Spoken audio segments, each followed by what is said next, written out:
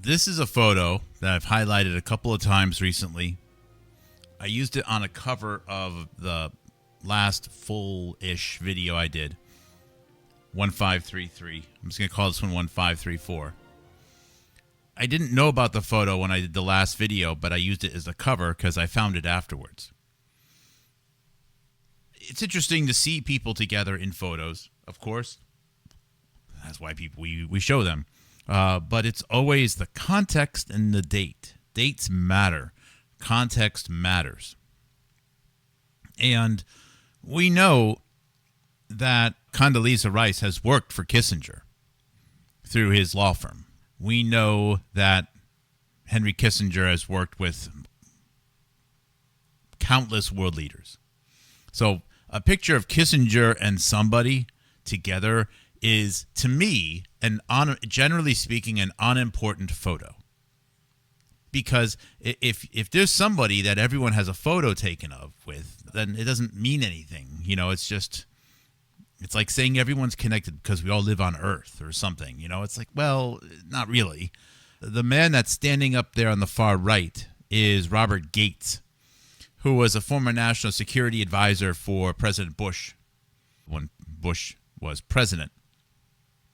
The man in the middle, how would you say, the second from in the back, second to the right, was a diplomat or a prime minister from Australia, Howard something. I don't know him that well. Condoleezza Rice, of course, and then standing on the far left, well, that's Tony Blair of Britain. I like playing Beethoven when I show this photo, and I did a 15-second short showing this photo, because even though Modi, prime of India, is sitting down, there's something about his posture that makes it look like he's dancing. So there's like this dancing, you know, the way his arms are. It looks like he's at the evening soiree. You know, it's something about the way he's moving into the photo. So Beethoven music works, or orchestra music works quite well with it. And of course, there's Kissinger. Now, the metadata about the photo is that it was taken in India on October 19th, 2019. So India is about, 11 hours ahead, 10 or 11 hours ahead of New York City. Judging by the lighting, it looks like this was taken late at night. That's obviously like a stage lighting. It looks to be outdoors, but this is like an evening event that they put the lights on, or it's a morning event. I suspect that this was actually an early morning event. They got everyone together for their photos, and that would mean that this photo was taken at wasn't just Bush. He was Secretary of Defense for Obama as well. Interesting. Good catch up, Peter. That would mean that this photo was taken at almost the exact same hour that Event 201 was in New York City. I want to repeat that. I don't mean like the same month. I don't mean the same week. I mean like, even though it's in India, I believe this photo was taken at the exact same minute that Avril Haines is speaking at Event 201 in New York City. Now, of course, the real Event 201 did not happen on October 18th, 2019 in New York City. It actually happened on October 18th, 2018 in Hong Kong. But that's another story. You can learn more by going to realevent201.com. Now I'm on a little bit of a roll here. I don't want to change what I'm about to say because I have a little bit of a idea of how I want this to go in my head, okay? But I'm glad Peter is here because Peter said something made a very good point in the previous video, the video earlier today. You have to watch. It's a killer with Jonathan Cooey, Giga Own Biological. And Peter brought up the fact that China and the China virus is as much of the story, or the narrative anyways, as anything else. And the reason why I have problems with that, or I've had problems with that, because so much of the narrative about how where this the supposed virus came from, okay, is very negative on China. And I could never understand if China and India and a few other nations, U.S., all got together, Why would China agree to come out of the COVID thing looking so bad? And hopefully, Peter, you've asked the same question, or at least thought the same thing. So, given the fact that it's been nothing but bad stuff about China, it doesn't seem to help their image much. So I've always hesitated to say that they've been as much of it as anyone else, because something doesn't add up. And thank you, Peter, for asking the question earlier, because then I realized that the original supposed outbreak location of the virus was a bat cave in Laos, directly between India and China. In other words, I think you're right, Peter.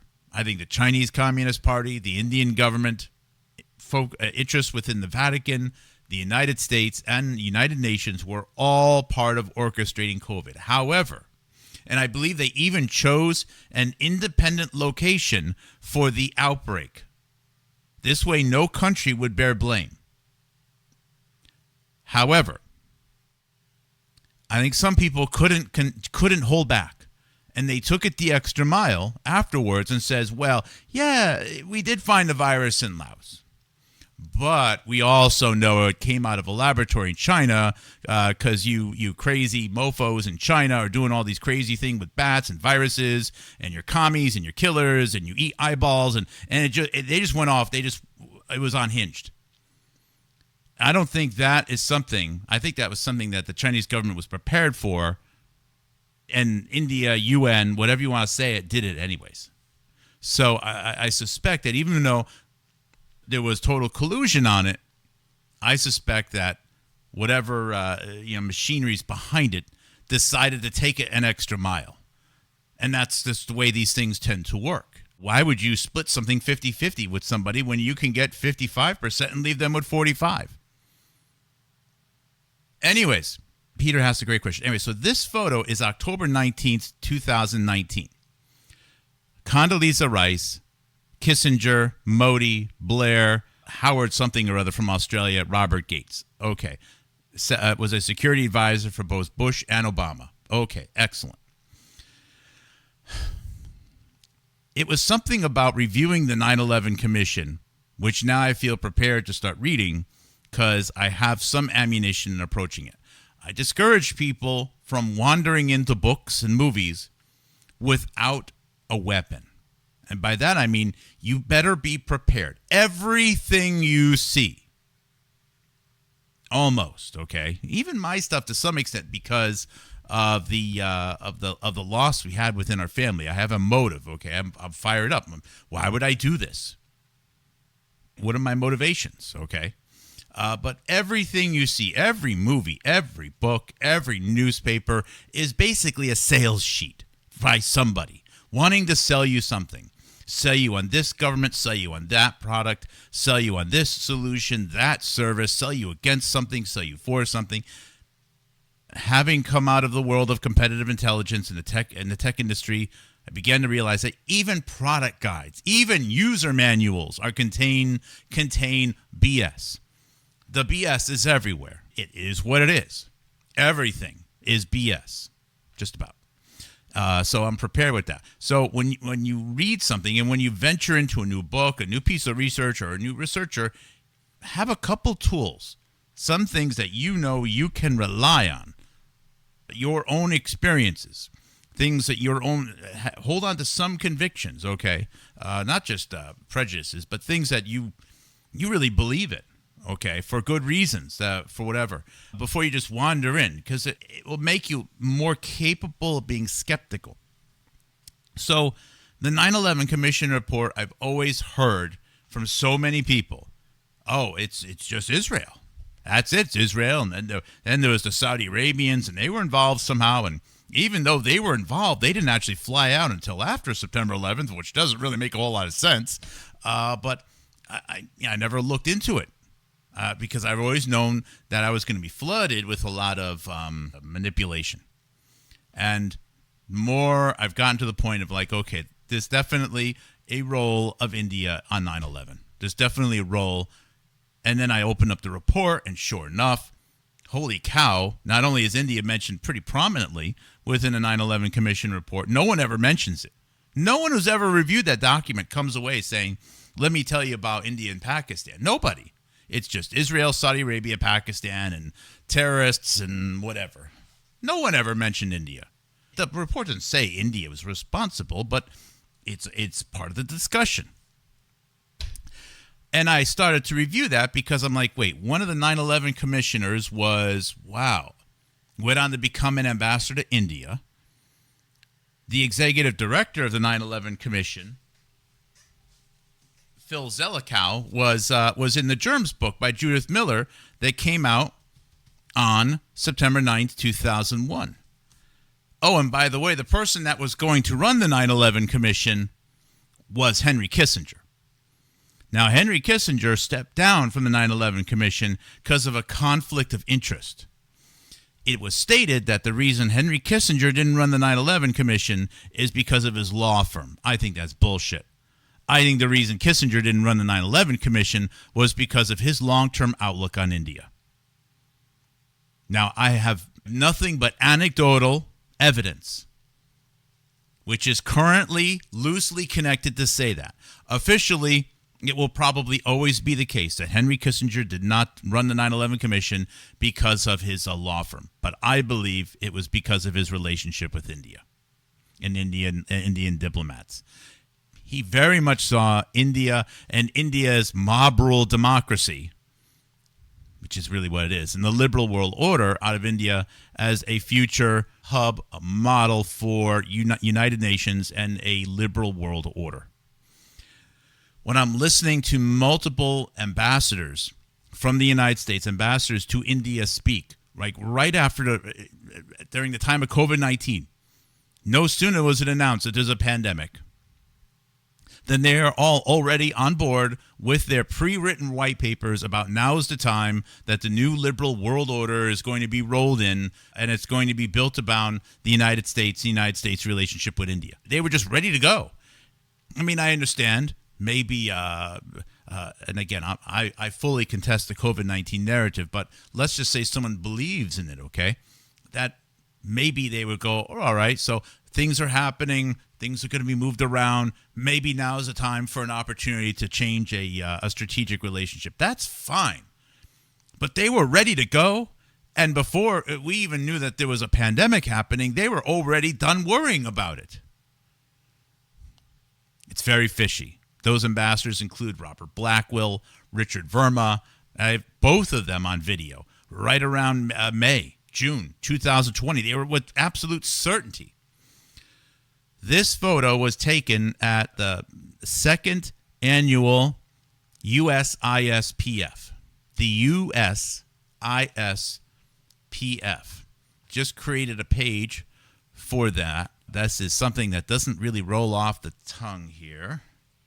Oh, let's go to Housatonic.live. Let's go to the U's, and it's going to be down there. USISPF. That stands for the United States Strategic Partnership Forum. The USISPF. And it was created around 2018 or so. Its first major director, board member, was Richard Verma. Richard Verma was the United States ambassador for several years in the Obama administration. He was the chief of global strategy for Harry Reid of Nevada. He provided legal assistance for the setup of the Winberg Cancer Research Center, probably most likely working closely with Robert Malone previous to September 11th, 2001. He was a deputy director of the United States State Department under Hillary Clinton. He went on to become the United States ambassador to India. The infamous gefilte fish email and the Hillary Clinton emails was scripted by him. He's very close with Uma Aberdeen, who, again, was also with the Hillary Clinton State Department. He was then retaken in by the Biden during the Biden administration. He was put in charge of the United States State Department role for economic recovery of Ukraine, and he's married to an American-Armenian woman whose grandfather was involved in revenge assassinations against people in Turkey who are seen to be responsible for perpetuating the Armenian genocide. Therefore, he's also very close with the United Nations. Richard Verma's connections are wide. He also worked with the head of something called the DSCA, the Defense Security Cooperative Agency, which is a sub-agency with the United States military, which is responsible for taking funds which are earmarked for foreign nations to help them buy military equipment, preferably from the United States, during which time, when he was ambassador to India, he worked with a United States Rear Admiral Rixey, R-I-X-E-Y, meaning it's very likely that Richard Verma knew Charles Rixey directly or indirectly during the time that he was an U.S. ambassador to India or working for the State Department under either Hillary Clinton or under the Biden administration. That's just the way it is. That's just the way these things go. And the connections of him to Harry Reid, Nevada, Kirk Kerkorian. Of course, Kirk Kerkorian, who owns Nevada, wound up owning Nevada.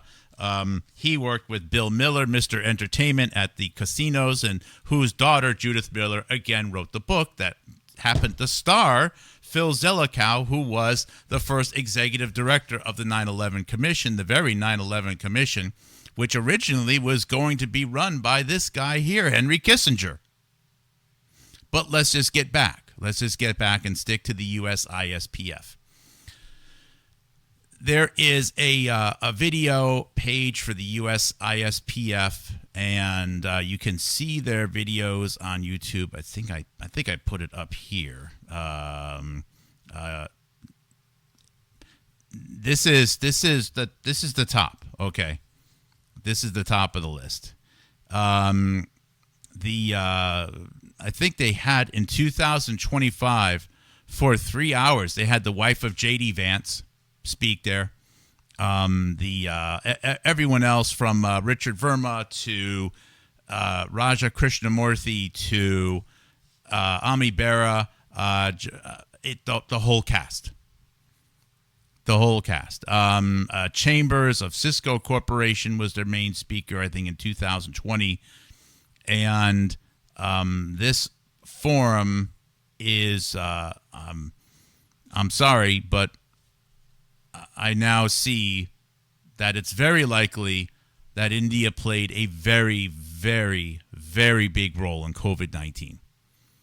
While we were told to look at New York City and the Gates Group, Event 201, this is the photo. And this was Kissinger's vision.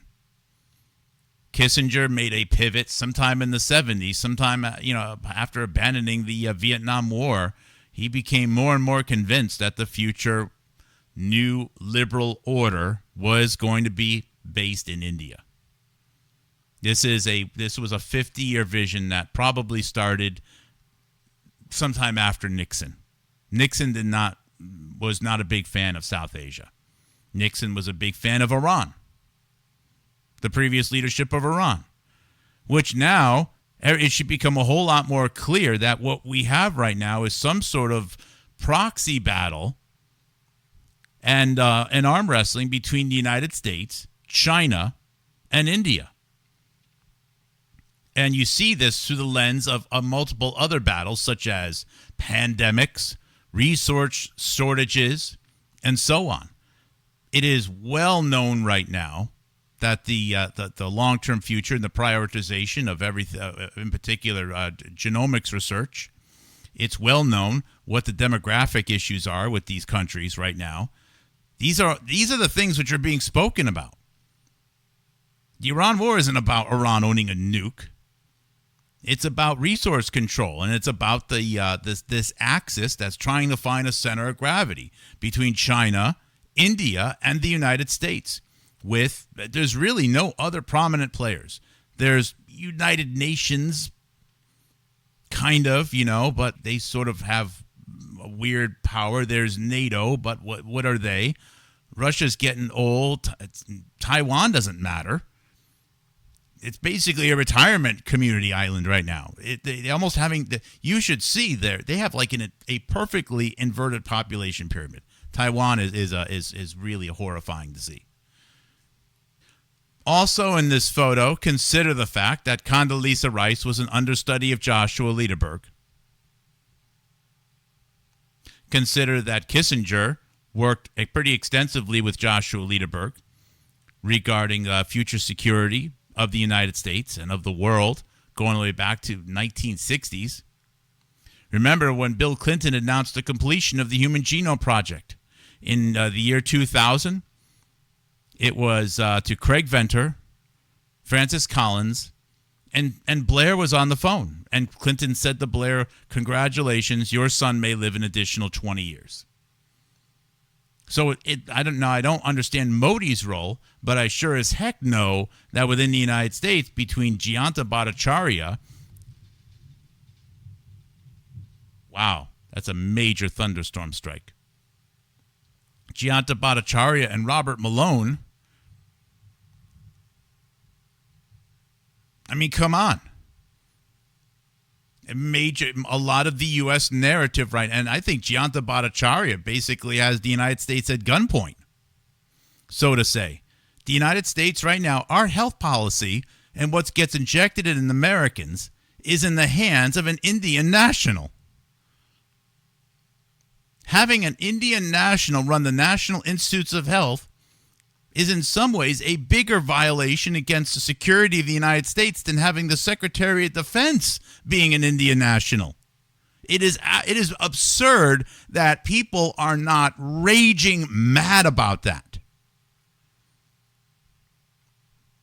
We also have, I don't know if he still is, but the chair of the subcommittee within the United States Congress against regarding interest of the Chinese Communist Party or protecting Americans against the interests of the Chinese Communist Party, the person that spearheaded impeachment talks against Trump at least once, the person that led the, efforts to ban TikTok because it's from China, and this is a man named Raja Krishnamurthy, who is also with this USISPF council, is an Indian national. How is it possible? Shouldn't people born in America, whatever they are,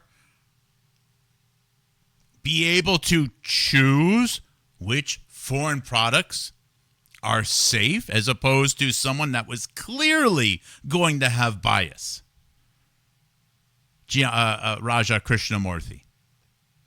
Anyways, this photo here is bad. This is a very bad photo. So the Chinese Communist I have no reason to doubt that China played a role in orchestrating the COVID narrative. But I think taken to the extent that it was, the efforts to not only use this as a way to be able to have a pandemic and maybe advance some trust in some vaccines. I think India took it to the point, or the UN, Vatican, Jeffrey Sachs, which are all in this camp, okay, took it to the point of also using it to undermine China and to weaken the United States-China relationship. Hence, last week, Trump goes to China for a few days, and I know it's mostly ceremonial. There's an absolute freak-out, meltdown, cry fest amongst the supposed progressive, or how do you say, populist or Trump supporters. Oh, I can't believe Trump went to China. So why would that be bad? Shouldn't Trump be pursuing positive, constructive relationships with everybody? They are having a 5-alarm meltdown cry fest, smashing their fist on the table. They're so mad. Why? First of all, it's just a visit. It doesn't make any sense unless you view it through the lens that a lot of the fake conservative, fake populist media right now online is run through and funded by India. Then it makes a whole lot of sense why they're all so pissed off that Trump there waved his hand. Hey, President Xi.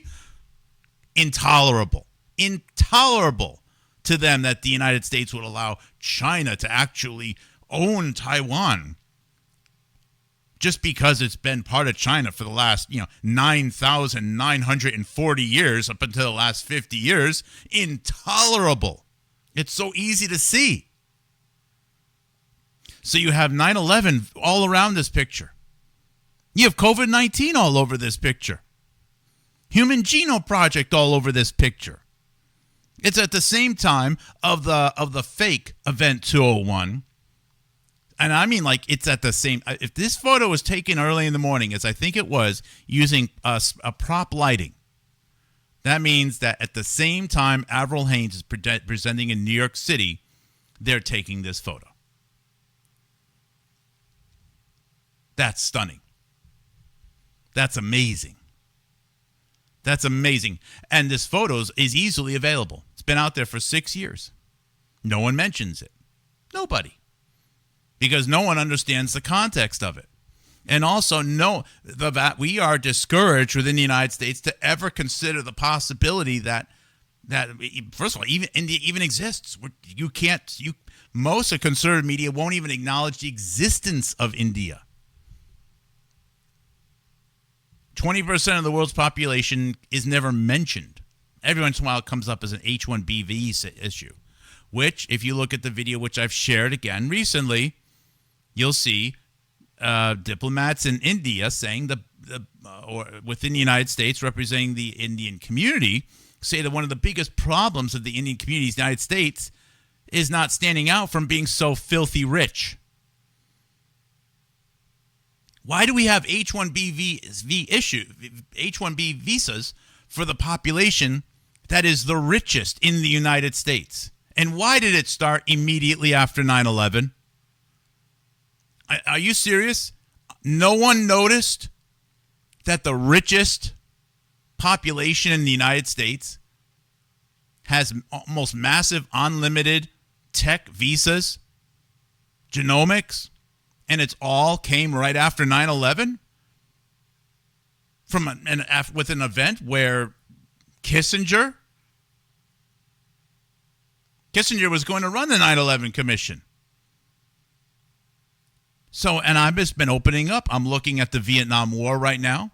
I'm looking at the United States stances on communism spread, the Iran War. I don't even know where to start right now. I'm overwhelmed. Richard Verma and the USISPF just changed things. This picture just changes things. And the fact that no one has mentioned it.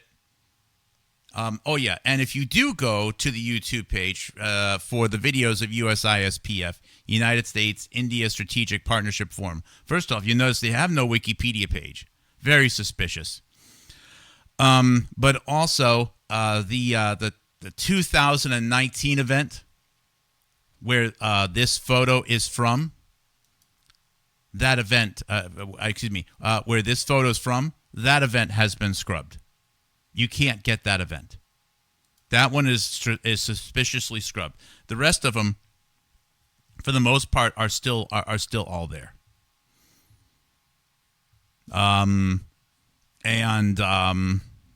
Yeah, this is our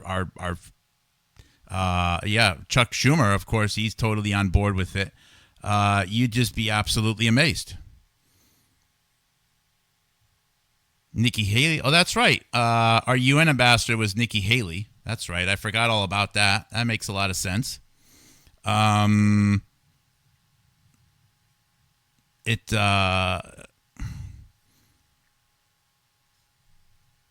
don't know.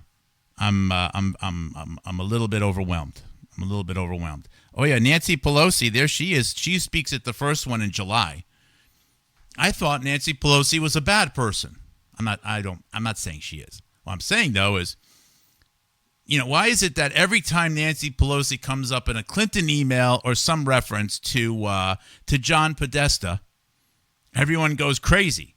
But if I show Nancy Pelosi as a key speaker at a USISPF summit, people are like, well, don't talk about that because India doesn't exist. They're not important. Oh, by the way, another one of their speakers, was John Podesta. He's involved in the USISPF. I forget, I don't know if I have a link to that video or not here. But he's in this mess too. Can I actually find it here? No, it's not there. I'll find it. I've already seen it, so I'm comfortable saying it because I've already seen the pictures. He received an award at one of their events.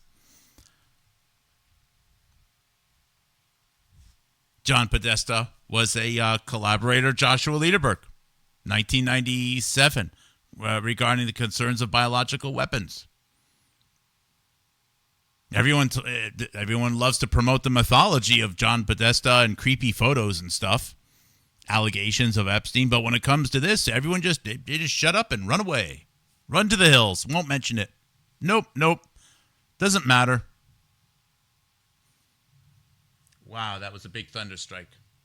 I think I need to sign off. 100 billion in remittances to India, for which I have to offer an intellectual exercise. There was a lot of paranoia about Russia, subverting the U.S. elections during Trump. And maybe they did. I don't know. I don't think they did. The whole thing just seemed kind of silly. Let's go along with the possibility that Russians hacked the United States and subverted the elections, all right? If some people really, I think we agree, at least publicly, they put on a show that they were very afraid of that.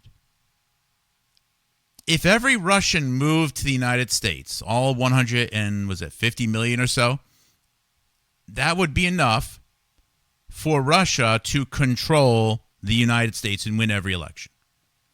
So it's, again, I say this as an intellectual exercise, not because I'm afraid of it happening or I want it to happen, but it's a conversation starter, okay? So would it be wise to allow everyone in Russia, and I mean every single person, to move to the United States, let's say on a visa, and to then vote? Most people say that's ridiculous. Why would you do that? Like, okay. So we then agree that mob rule democracy means that you can take over countries through immigration. In fact, Scotland just elected a transsexual 29-year-old Indian male student to be one of their parliament members. I swear to God. So a 29-year-old man who was born in India, who is transsexual, and is not even a citizen of Scotland, was just elected to be in the Parliament of Scotland. So I guess you could say that Scotland right now has spent more time hiring transsexual non-residents to run their government than they have trying to figure out how their own senior citizens were murdered during COVID with COVID protocols. Now, in the United States, we are a non-racial nation. Americans are Americans. This has to be discussed. And most of Podcastville right now within the United States is subverted by money from or money through India, which is why they won't talk about the opioid epidemic. They won't talk about how oxygen was used to put people onto the path of being murdered instead of be COVID. They won't talk about the fact that there was no virus spreading around. There was no pathogenic virus. The only thing that spread the virus were podcasts. COVID-19 was spread by podcast. And we have podcast actors right now, a term I'm using from Jonathan Cooey, continuing to kick the can down the road. And my mistake, what I'm realizing right now, it wasn't just about the Human Genome Project. It was a major pivot in world order power center, which is why India, UN, Vatican, this is all aligned. Jeffrey Sachs is the perfect thread to tie all this stuff up together. Shashi Tharoor was the deputy director of the United Nations, even though he's from India at the time of 9/11. He's still a powerful person, and he was the person that woman was speaking to, talking about the biggest problem facing the Indian community in the United States is how filthy rich they are. And he laughed about it. Well, you know what? The biggest problem I see facing most Americans right now is why their children are dying of chemical exposure on streets. It's not that they're so filthy rich. This problem is boiling right now, and it's going to come out. And when you realize it comes out and you've been lied to, which is why maybe your niece and your nephew got killed or your neighbor's child got murdered. I don't want you to be mad at the Indian community in the United States. I want you to find the closest podcaster you can find that facilitated these lies. All right. I'm going to go enjoy the thunderstorm. Love you guys very much.